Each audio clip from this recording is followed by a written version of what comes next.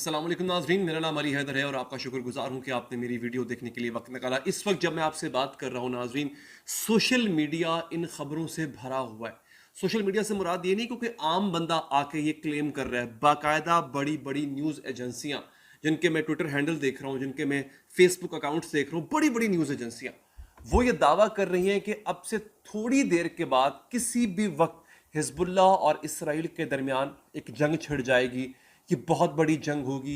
इस जंग ने पूरे न सिर्फ खित्ते को बल्कि पूरी दुनिया को लपेट में ले लेगी। मैं पहले आपको बता चुका हूं कि उधर से यूरोप पूरा जो है वो रूस के साथ जंग करने को तैयार है।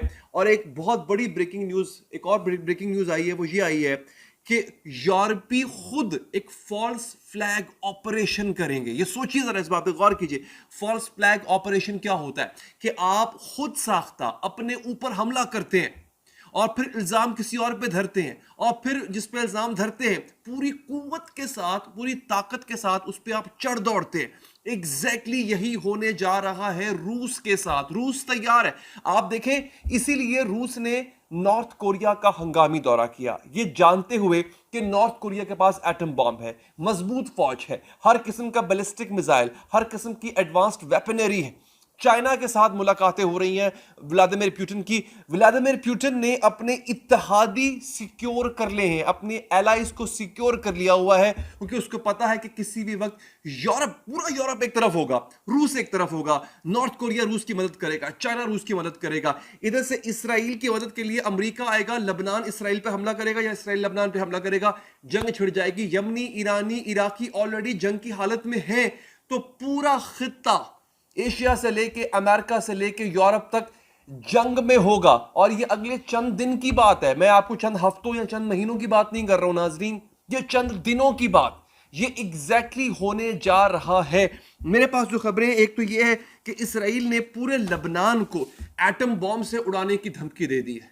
लबनान ने भी कहा है कि मेरे पास भी हथियारों की कमी नहीं है।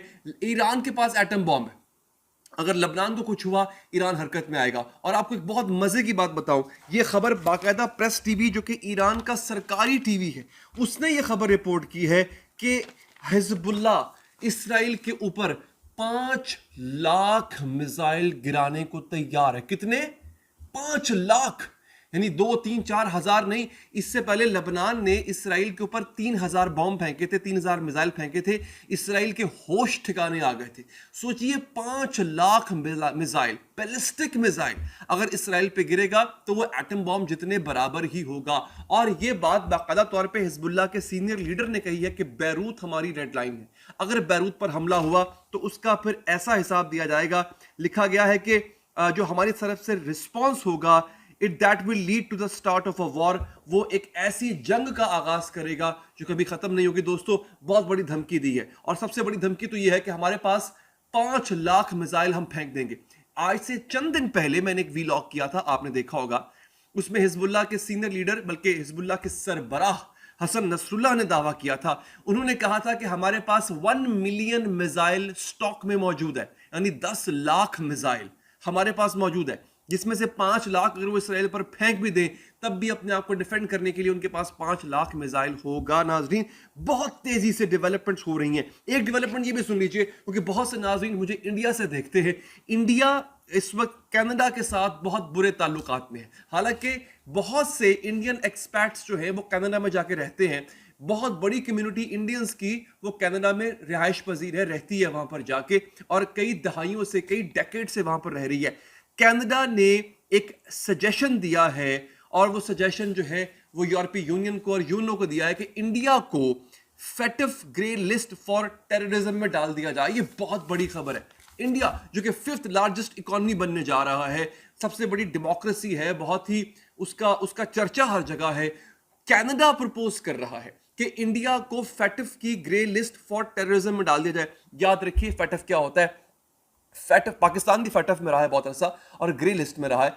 ऐसे कंट्रीज के जो दहशत गर्दों को, टेररिज्म को फंडिंग करते हो, उन, या जहां पे मनी लॉन्ड्रिंग बहुत ज्यादा होती हो या अंडरवर्ल्ड को फंडिंग होती हो, ऐसे कंट्रीज को ग्रे लिस्ट में डाल दिया जाता है। और उनके ऊपर जो है वो ट्रेड की पाबंदियां लग जाती हैं, उनके ऊपर ट्रेड की रिस्ट्रिक्शंस लग जाती हैं, और बहुत सी रिस्ट्रिक्शंस होती हैं। पाकिस्तान 8-10 साल तक फेटिफ की ग्रे लिस्ट फॉर टेररिज्म में रहा है। इंडिया आज तक इस लिस्ट में नहीं गया, लेकिन कनाडा कोशिश कर रहा है कि इंडिया को इस लिस्ट में डाल दिया जाए। नाजरीन, ये एक बहुत बड़ी डेवलपमेंट है, बहुत बड़ी खबर है। अच्छा, रूस पर एक और हमला हुआ है। अब मैंने आपसे पहले बताया था कि रूस पे 2 दिन पहले हमला हुआ था। रूस के एक बीच पे सिविलियंस को, बच्चों को मारा गया था। उस हमले के अंदर अमेरिकन मिसाइल्स इस्तेमाल किए गए थे और रूस ने कहा था कि अब ये एक एक्ट ऑफ वॉर है, ये जंग का ऐलान है और अब मैं जंग करने आ रहा हूं। आज फिर हमला हुआ है रूस पर और अब की बार हमले का तरीका मुख्तलिफ है।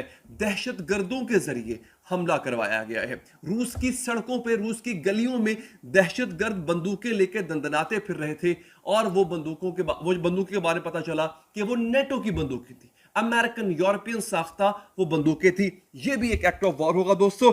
इसके साथ साथ अब मैं जो मेन सबसे बड़ी खबर है दोस्तों, मैं उसकी तरफ आता हूं। अमेरिका ने इसराइल की मदद से इनकार कर दिया है। यह है अब तक की सबसे बड़ी खबर। Commander of the US army general Charles brown, ये वो साहब है, इनका बयान सुनिएगा और इस बयान के बाद आप देखिएगा कि इसराइल के लिए कितनी मुश्किल हो जाएगी जंग लड़ना। नाजरीन, we will not be able to defend Israel in war with Hezbollah. बहुत बड़ी खबर है ये बहुत बम, ये अपने आप में खबर एक बहुत बड़ा बॉम्ब है। अमेरिका कह रहा है कि अगर हिजबुल्लाह से इसराइल ने जंग की तो हम इसराइल को बचा नहीं पाएंगे। ये क्यों कह रहा है? हिजबुल्लाह क्या बहुत ताकतवर हो गया है या अमेरिका ने इसराइल की मदद से इनकार कर दिया है? मैंने अपने पिछले वीलॉग में, इसलिए कहता हूं चैनल को लाजमी सब्सक्राइब कीजिए, मैंने पिछले वीलॉग में बताया था कि हिजबुल्लाह अगर कुछ भी ना करे, और बाकायदा तौर पे ये बात इसराइल के ऑफिशियल ने की थी कि हिजबुल्लाह अगर सिर्फ और सिर्फ हमारे ग्रिड स्टेशन को तबाह कर देगा तो इसराइल इतना एडवांस्ड मुल्क है, उसकी एक एक चीज बिजली पे चलती है, हम बिजली के बगैर 72 घंटे मुश्किल से निकाल पाएंगे, इसराइल खत्म हो जाएगा। 72 घंटे भी नहीं निकाल पाएगा इसराइल अगर खाली हिजबुल्लाह उनके ग्रिड स्टेशंस को उड़ा देती है। ये बहुत बड़ी खबर है। तभी अमेरिका कह रहा है, the chairman of the joint chiefs of staff warned, उन्होंने वॉर्न किया है कि यूएस मिलिट्री जो है उसको बहुत मुश्किल होगी, have difficulty protecting Israel in the event of large scale war, अगर बड़ी जंग होती है तो। अच्छा, अब वो कहते हैं कि ईरान, जनरल ब्राउन जो कि कमांडर हैं और joint chiefs of staff committee के चेयरमैन हैं, वो कहते हैं Iran is increasingly inclined to enter into a direct war against Israel in the event that Tehran feels that Hezbollah is under a real threat. अगर Hezbollah को खतरा महसूस हुआ, ईरान पहले तैयार बैठा है कि वो बराह रास्त डायरेक्ट इस जंग का हिस्सा बन जाए, ईरान इसमें कूद पड़ेगा।